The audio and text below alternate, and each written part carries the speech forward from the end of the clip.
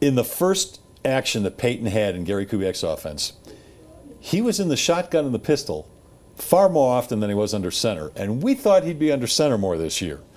Only 4 series, only a quarter and a half, I get it.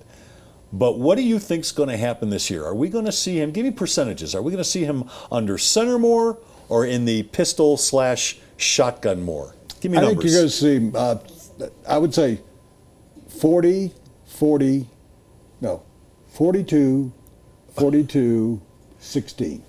You are good at math. You lied. You're very good at math. I think he'll be under center about 40% of the time. Yeah. I think he'll be in the shotgun about 40% of the time.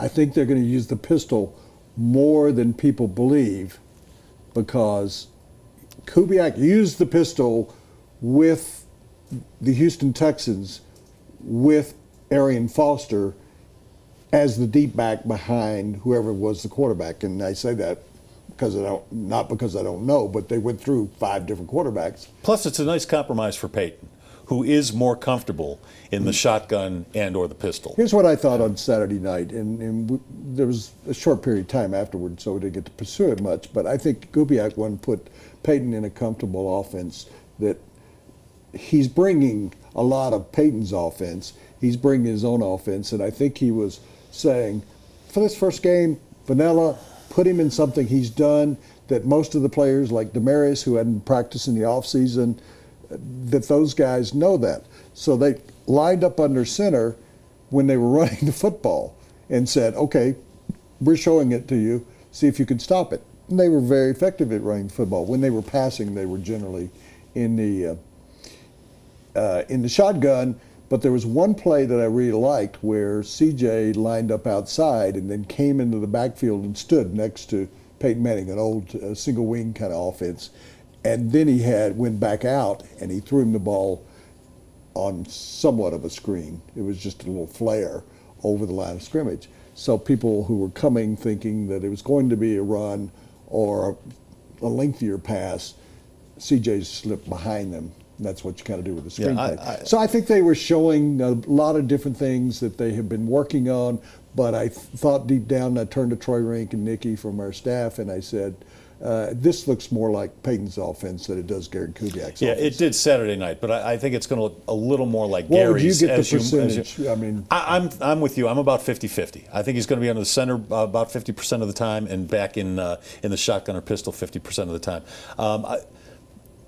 It was a nice compromise for Peyton to get him. What about the huddling? Do you think they will huddle a lot or not huddle?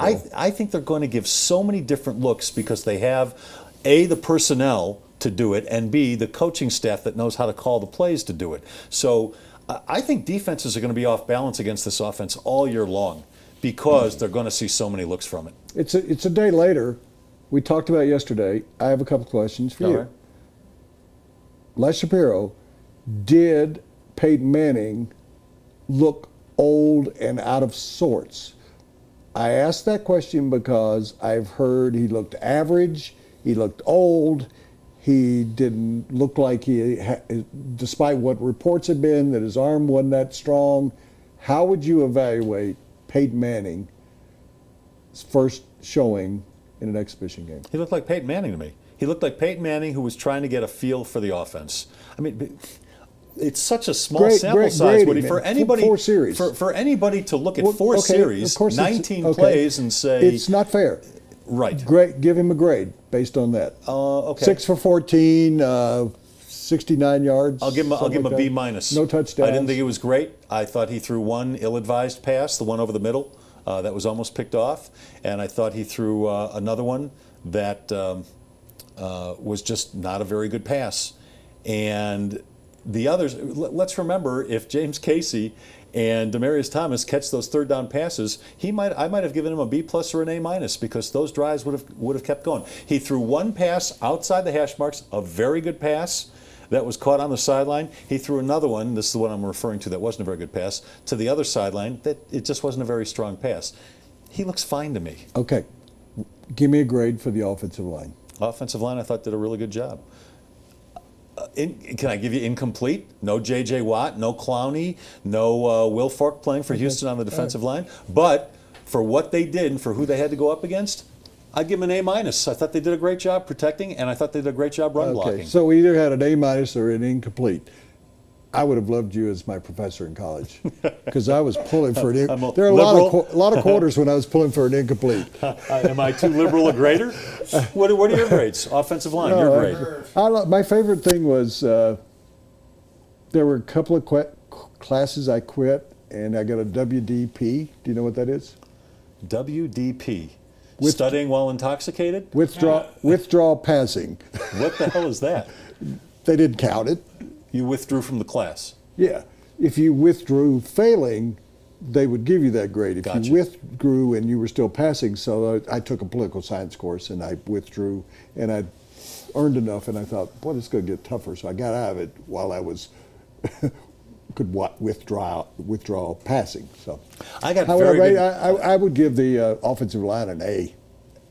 Thought they did a good job of opening the lines. I thought who they were playing against, they did a good job.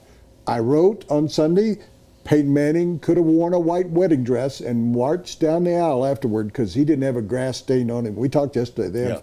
They have natural grass there. He didn't have a grass stain on him. He wasn't touched. He wasn't, forget sacked, he wasn't touched. Well, they did a great job against who was put in front of them.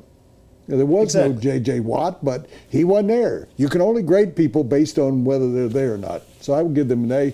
And Manning? I'd give him a C. He wasn't spectacular. He wasn't awful. He was just, I thought he threw 2 passes that were not any good. I thought that 1 pass was caught that wasn't a good pass. Good catch was made. I thought he had 3 drops. I thought he was sort of trying to manipulate this offense that had a lot of different things going on. 4 series, no points, no field goals.